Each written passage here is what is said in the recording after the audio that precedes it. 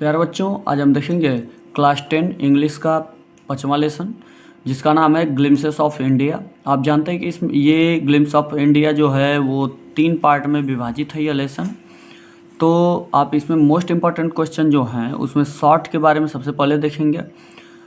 तो इसमें शॉर्ट में अगर बात करें सबसे इम्पॉर्टेंट क्वेश्चन की, तो वह है कि where were Pranjal and Rajveer going, यानी प्रांजल और राजवीर कहाँ जा रहे थे। What was Pranjal's father there, Pranjal के जो पिता थे वह वहाँ पे क्या थे।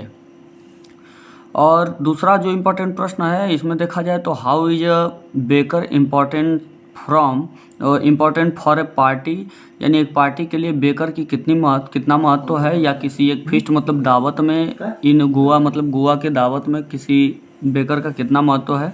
तो ये भी आपका बहुत इंपॉर्टेंट है। How do the people of Coorg, जो कुर्ग के लोग हैं वह डिफर मतलब कि अंतर क्यों है उन लोगों में फ्रॉम हिंदू मैनस्क्रिप्ट, यानी जो हिंदू विचारधारा है उससे इन लोगों में के यानी कुर्ग के लोगों में अंतर क्यों है।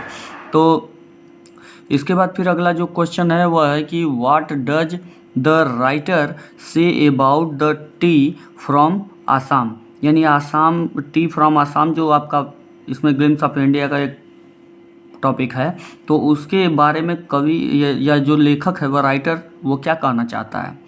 तो बच्चों ये अगर आपको बताएं तो इसमें आपको हर प्रश्न जो बताए जा रहे हैं इन पे हर प्रश्न को आपको ध्यान में देना है और इन्हें तैयार करना है, क्योंकि इन्हीं में से प्रश्न बनने वाला है इस बार। तो आपको इसमें से एक भी प्रश्न छोड़ना नहीं है, सभी प्रश्नों के उत्तर आपको एकदम कंठस्थ कर लेने हैं, जिससे कि आपको एग्जाम में किसी प्रकार की कोई दिक्कत का सामना न करना पड़े। तो इसलिए तो आपको ये क्वेश्चन तैयार करने ही करने हैं। आप इनको अगर छोड़ते हैं तो आपका क्वेश्चन छूट सकता है। तो अगला क्वेश्चन अगर देखा जाए तो इसमें व्हाट डू द वर्ड, यानी जो शब्द पेडर या कबाई है वो स्टैंड फॉर इन लेसन, यानी lesson A baker from Goa में पेडर या कबाई से आप क्या समझते हैं, ये किसे कहा है। तो फिर इसके बाद आपको अगला प्रश्न जो है वह है कि what are the animals you are likely to see in Coorg, Coorg में आप विशेष रूप से आप अगर जाएं तो क्या कौन कौन से जानवर हैं जिन्हें आप वहाँ पे देखेंगे। इसके बाद अगला प्रश्न पे बात किया जाए तो अगला प्रश्न है आपका कि what was the result of the incident, यानी कि जो घटना घटी थी उसका परिणाम क्या था। वेन जब बुद्धि धर्मा यानी जो बौद्ध थे वह कट ऑफ मतलब काट दिए हिज आईलिड, जब अपने आँख की पलक ही काट डाले। According to an Indian legend, यानी कि भारतीय जो कहानी है उसके अनुसार जब बुद्धि धर्मा ने अपनी आँख की पलक ही काट लिया तो उस समय उसका परिणाम क्या हुआ, इस घटना का परिणाम क्या हुआ, तो इसे आपको बताना है। ये प्रश्न भी इम्पॉर्टेंट है बहुत ज़्यादा। और which area is inhabited by a proud martial race and wild creature, जो जंगली जीवों और जो वहाँ के जो गौरवान्वित जो वीर प्रजातियाँ थी, योद्धा प्रजातियाँ, तो इन दोनों के द्वारा ये रहने का एरिया कौन सा था, यानी वो किस एरिया में रहते थे ये लोग।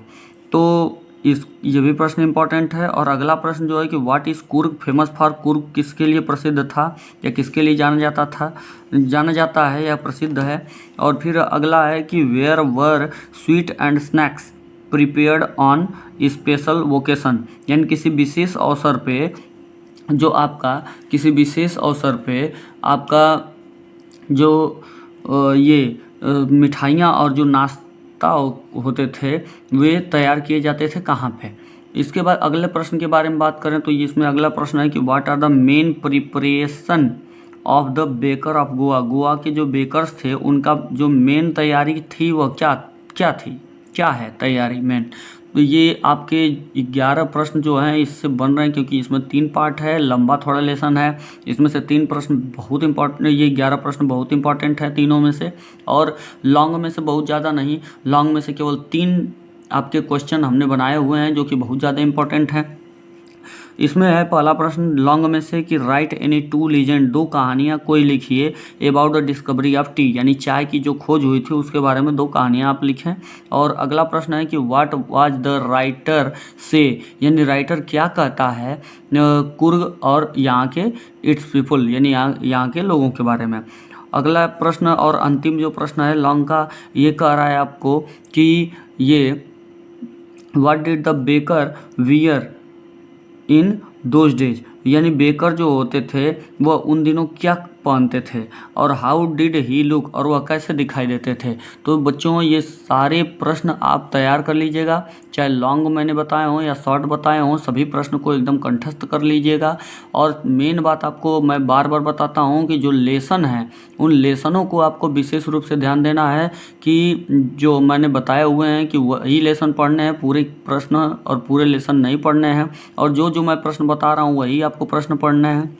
और एक मेन बात जो मैं बार बार आपको बताता हूँ कि आपको जो लेसन है जो मैंने बताए हैं उन लेसनों की स्टोरी या पोएम का जो स्टोरी वगैरह जो कविता है पोएम उसका स्टोरी, यानी सब कुछ आपको ये बताए हुए लेसनों की आपको स्टोरीज कंठस्थ होने चाहिए, याद होने चाहिए। यदि आप याद है तो आप प्रश्न समझते ही उसका आंसर अपने से ट्रांसलेट करके लिख सकते हैं। कोई ज़रूरी नहीं होता है कि आप क्वेश्चन आंसर रटें, क्वेश्चन आंसर कभी रटा नहीं जाता है। कहानी याद रखिए और उसके बाद आंसर जो है अपने अनुसार बनाकर लिखिए।